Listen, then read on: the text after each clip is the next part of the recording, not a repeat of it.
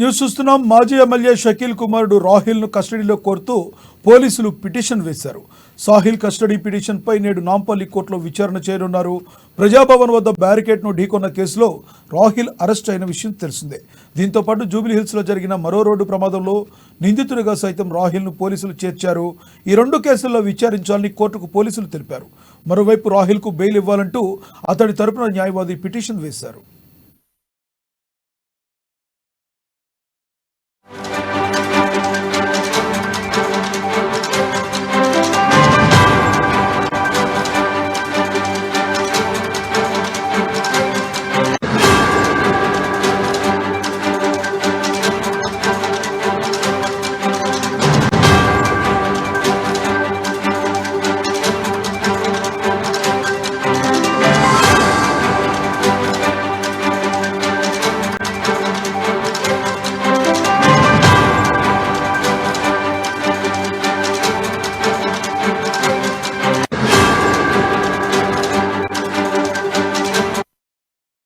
మాజీ ఎమ్మెల్యే షకీల్ కుమారుడు రాహిల్ను కస్టడీ కోరుతూ పోలీసులు పిటిషన్ వేశారు.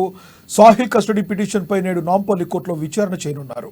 ప్రజాభవన్ వద్ద బ్యారికేడ్ను ఢీకొన్న కేసులో రాహిల్ అరెస్ట్ అయిన విషయం తెలిసిందే.